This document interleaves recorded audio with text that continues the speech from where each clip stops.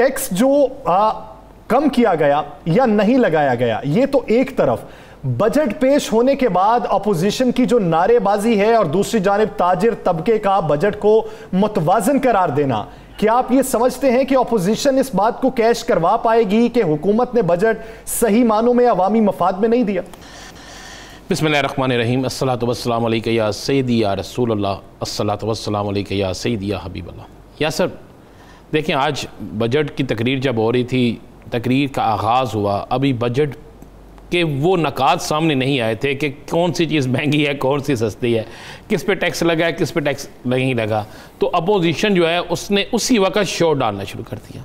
इस तरह लगता था जैसे एक दिन पहले अपोजिशन के पास बजट आ गया, बजट की कॉपी आ गई है, अपोजिशन ने बजट की कॉपी पढ़ ली है और अपोजिशन को उस पर इतराज़, अगर इतराज़ है तो उससे पहले कोई प्रेस कॉन्फ्रेंस करते, कोई मामला करते, उन इतराज़ात को सामने लाते। मुस्लिम लीग नून जो सबसे ज़्यादा शोर डाल रही थी, उनके मुफ्ती इस्माइल साहब ने कहा कि गैर मुतवक्को तौर पर जी हमें तो यकीन था कि ये टैक्स लगाएंगे, ना टैक्स नहीं लगाए।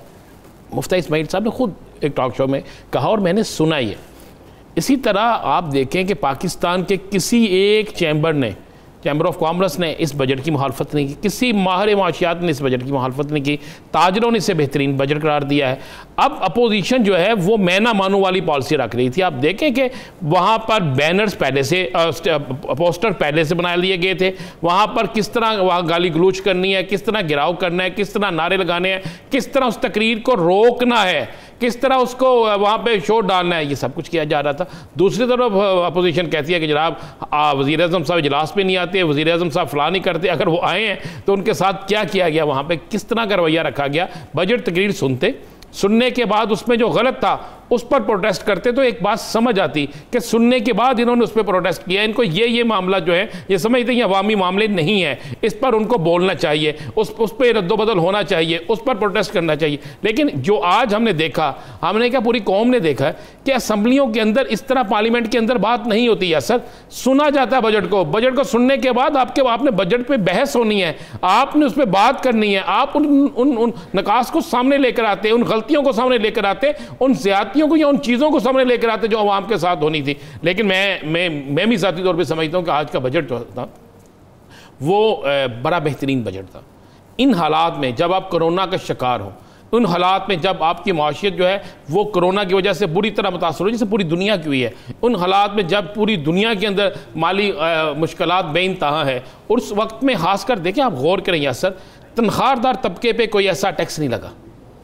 तनख्वाहदार तबके पे टैक्स लगे तो सबसे ज़्यादा नुकसान होता है। अगर कारोबारी शख्स पे टैक्स लगता है तो वो चीज़ को महंगा करके किसी न किसी तरीके से अपनी बचत कर लेता है। लेकिन बेचारा गरीब वो तबका, जिसके तनख्वाहदार तबका, वो क्या करेगा, उसने उसी तनख्वाह में गुजारा करना है।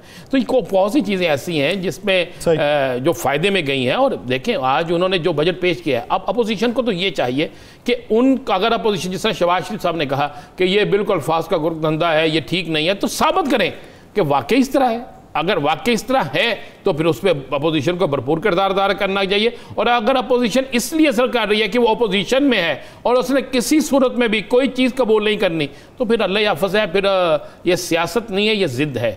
और जब ज़िद आती है तो वो मुल्क के लिए, कौम के लिए बेहतर नहीं होती। देखिए, मैंने तमाम लोगों से पूछा है, मैंने बहुत से लोगों से बात की है, ट्रेडर्स से भी बात की है, तो सिवाय उन ट्रेडर्स के, एक या दो ट्रेडर्स के जिनका तल्लक हुकूमती जमात से है, वो अपोजिशन की जो जमात है उसके साथ है, उन्होंने कहा जनाब हमें ये बजट मंजूर नहीं। अब एक चीज़ उन्होंने निकाली है, मैं आपको बता देता हूँ कि जिस पे अपोजिशन खेलेगी ताजरों को साथ लेकर, कि जो उन्होंने कहा कि ताजर रसीद दिखाएंगे, ताजर हिसाब दिखाएंगे, ताजर वो चीज़ें करेंगे। देखिए, दिखानी चाहिए। मैं ये मोबाइल फ़ोन अगर 50 रुपये में बेच रहा हूँ या ख़रीद रहा हूँ तो मैं देने वाला भी हूँ, मैं लेने वाला भी हूँ, तो मुझे उसकी रसीद दिखाने में क्या उसमें परेशानी होनी चाहिए। अगर मैं 2 नंबरी कर रहा हूँ तो चाहे मैं किसी सियासी जमात से हो, चाहे किसी मजहबी तंजीम से हो, चाहे ट्रेडर्स हो, चाहे सहाफ़ी हूँ, तो फिर मुझसे तो पूछ कुछ होनी।